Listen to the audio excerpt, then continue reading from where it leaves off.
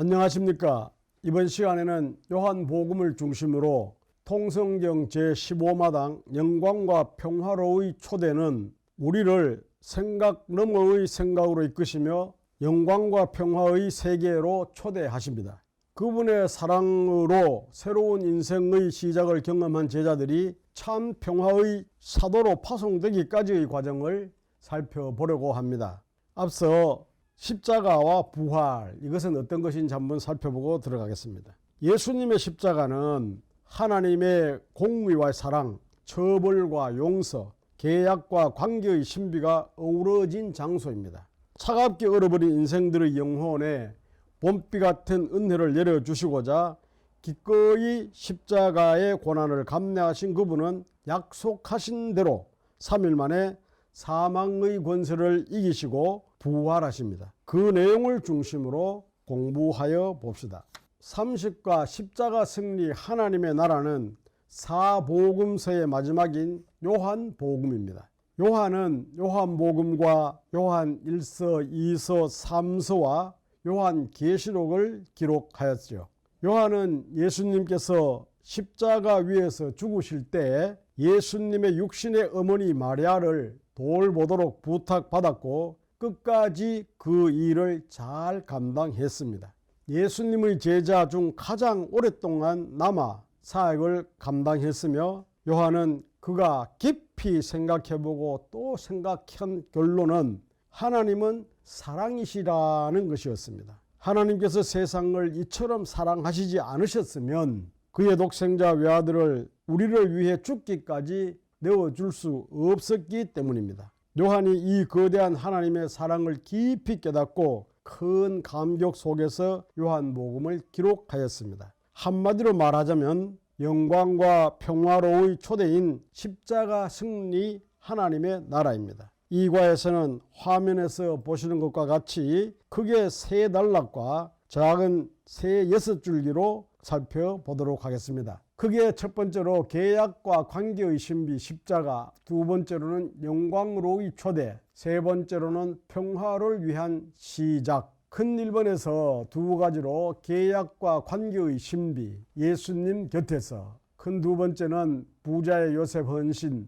부활의 첫 증인, 세 번째 평화를 위한 시작에서는 제자들을 찾아오심, 예수님의 승천과 제자들의 파송, 이렇게 살펴보도록 하겠습니다. 본론에 들어가기 전에 먼저 십자가 4가지 배경을 알아보도록 하겠습니다. 십자가 4가지 배경에서 대제사장 세력들이 나옵니다. 이 대제사장 세력들은 예수님의 십자가 처형을 원했습니다. 왜 그랬을까요? 예루살렘 성전의 기득권을 계속 유지하기 위해서 자신들의 지지 기반인 백성들이 예수님께 가는 것을 두려워했기 때문입니다. 여기에 해당하는 성경 말씀은 밀란이 날까 하노니 명제라는 하지 말자 하더라. 마태복음 26장 5절이고요. 대제사장들과 서기관들이 듣고 예수를 어떻게 죽일까 하고 깨하니 이는 무리가 다 그의 교훈을 놀랍게 여김으로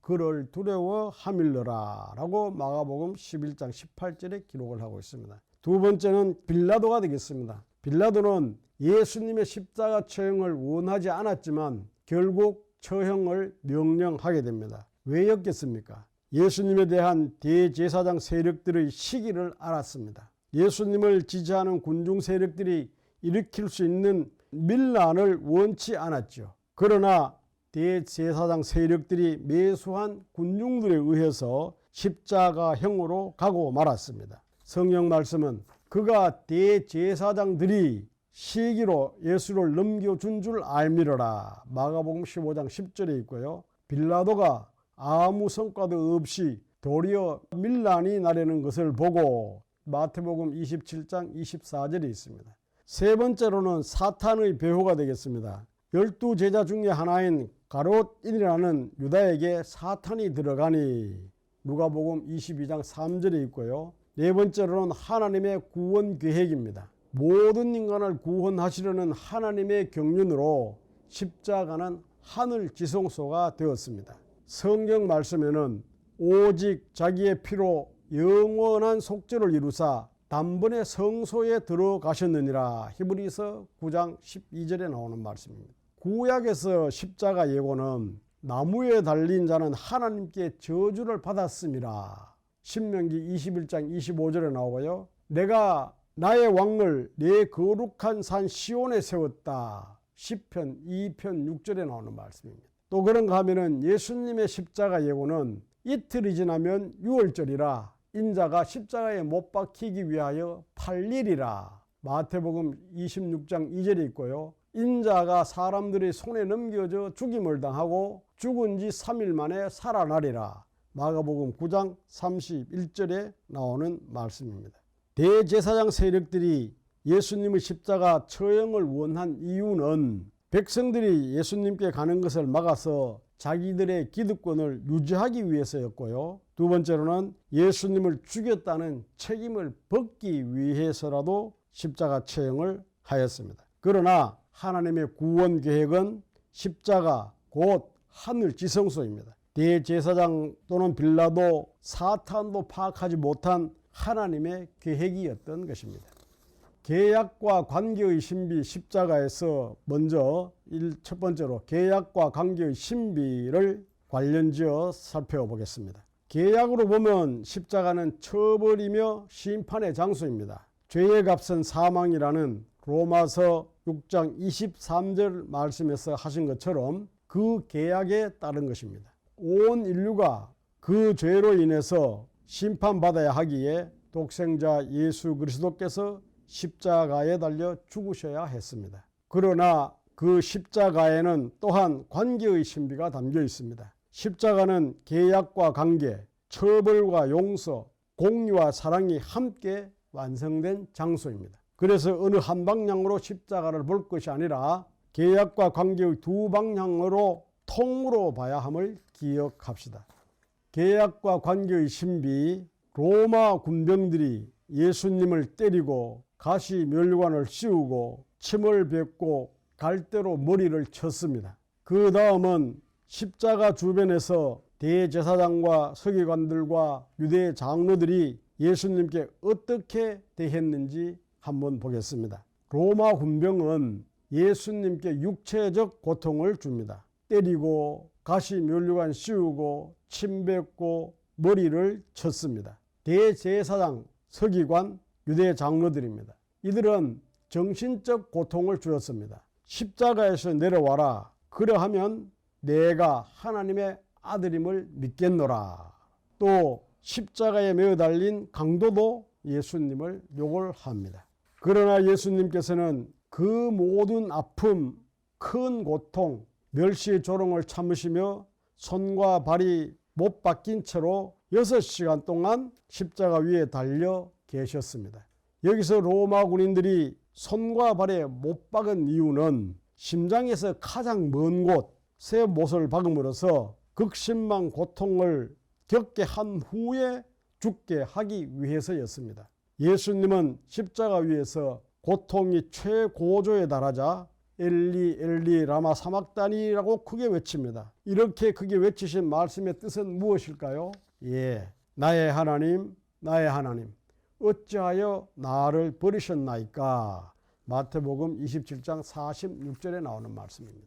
예수님께서 신 포도주를 받으신 후 이르시되 다 이루었다 하시고 머리를 숙이니 영혼이 떠나가시니라.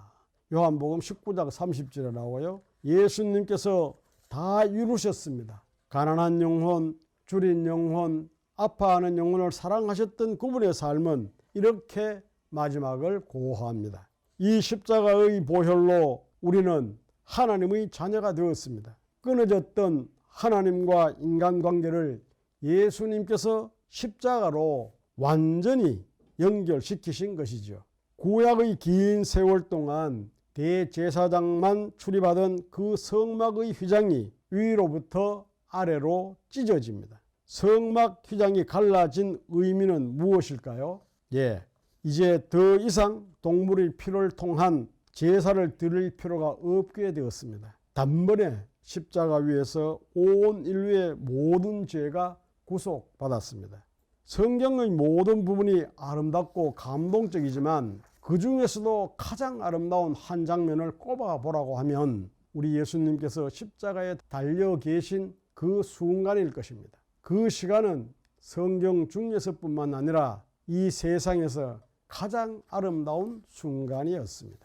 예수님이 이 땅에 오셔서 공생애를 마치신 후 십자가에서 돌아가시기 직전 7가지의 말씀을 하십니다. 이것을 십자가상 7월이라고 말합니다. 하늘 지성소에서 용서하시고 기도하시는 예수님의 사역 7가지 사역을 말씀하셨는데 우리가 그냥 읽기보다는 예수님의 마음을 생각하면서 화면으로 우리가 함께 읽어보도록 하겠습니다. 아버지여 저들을 사하여 주옵소서. 자기들이 하는 것을 알지 못함이니이다. 누가복음 23장 34절에 있고요. 내가 진실로 내게 이르노니 오늘 내가 나와 함께 낙원에 있으리라. 우편강도가 예수여 당신의 나라에 임하실 때 나를 기억하소서 하니 그렇게 말씀을 하셨습니다. 세 번째로는 여자여 보소서 아들이니이다. 보라 내 어머니라. 요한복음 19장 26절에 있고요. 네 번째로는 엘리 엘리 라마 사박다니 나의 하나님 어찌하여 나를 버리셨나이까. 마태복음 27장 46절에 나와 있습니다. 내가 목마르다. 요한복음 19장 28절에 나오고요. 다 이루었다. 요한복음 19장 30절에 나옵니다. 마지막으로 아버지 내 영혼을 아버지 손에 부탁하라이다. 누가복음 23장 46절에 나옵니다. 예수님의 십자가를 통한 하나님의 사역을 보면 십자가 위에서 용서를 위한 기도를 하신 예수님, 끝까지 용서하고자 하셨고 다 이루었다고 하셨습니다. 예수님의 십자가는 하나님의 계획이셨고 우리를 죄에서 구원하시기 위한 유일한 방법이었습니다. 아울러 율법과 선지자를 완전케 하시었습니다. 마지막 만찬입니다. 지난 시간에 마지막 일주일 단락에서 마지막 식사를 유월절 성찬식이라 하였고 최후의 만찬이라고 하였습니다. 마지막 만찬 단락에서는 첫 번째 유월절을 출애굽하던 전날 밤 애굽에서, 두 번째 유월절은 출애굽 다음 해 시내 광야에서, 남유다 히스기야 왕과 요시야 왕 때 예루살렘 성전에서 유월절을 지켰습니다. 예루살렘 성전에서 약 1500년째 이어오다가 로마 제국 때 유대 예루살렘 어느 큰 집 다락방에서 일어난 것인데 예수님께서 이날 밤 당신의 살과 피로 상징하신 떡과 포도주는 그 후로 교회에서 성찬식으로 행하며 기념하고 있다고 했습니다. 다시 우리가 돌아와서 십자가상 7원이 있은 후 예수님이 돌아가심으로 성막 휘장이 찢어졌죠. 이 순간이 바로 하나님 나라가 된 것을 이해하기 쉽도록 화면으로 한번 더 보겠습니다. 첫 번째 유월절은 1년 된 어린 양의 피로 시작되어 아브라함과 맺은 은혜의 언약이라면 마지막 유월절 성찬식은 예수님의 십자가 사건으로 이어져서 새 언약의 성취, 곧 모든 민족을 제자 삼으시는 것이지요. 제사장 나라에서 이루어진 제사가 1500년이나 지나는 시점 예수님께서 십자가를 지시기 전날 밤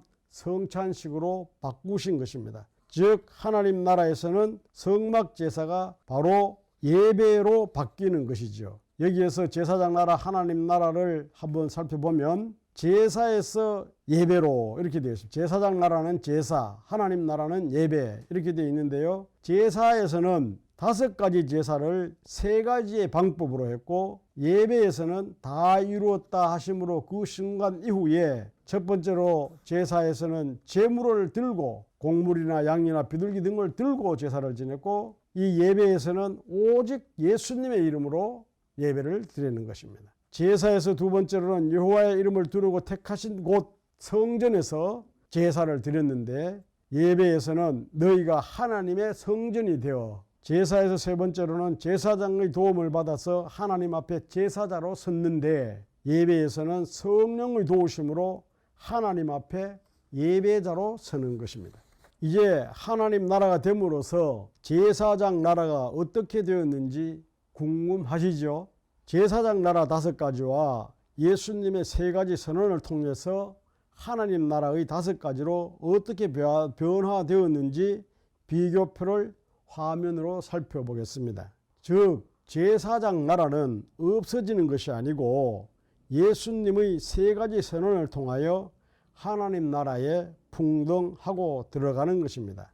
여기에서 제4장 나라는 어떤 것인가 한번 살펴보게 되면요, 제4장 나라는 6월절 어린 양으로 시작한 나라, 하나님의 용서가 있는 나라, 이웃 사이에 나눔과 거룩이 있는 나라, 네 번째로 민족 사이에 평화가 있는 나라, 다섯 번째로 장자와 성전으로 이끄는 나라, 이런 제4장 나라를 예수님께서 세 가지의 선언을 통해서 기록된 바 구약 39권, 율법과 선지자는 요한까지 세 번째 다 이루었다라는 이 세 가지 선언을 통해서 이 제4장 나라가 하나님 나라로 들어오게 됩니다. 그래서 하나님 나라는 하나님의 어린 양으로 시작한 나라, 하나님을 아버지라 부르는 나라, 한 영혼이 천하보다 소중한 나라, 십자가를 통해서 완성된 나라, 제자와 교회로 이끄는 나라, 이렇게 제4장 나라는 없어지는 게 아니고 하나님 나라에 풍덩 들어오는 것입니다. 감사합니다. 다음 시간에 또 연결해서 공부하도록 하겠습니다.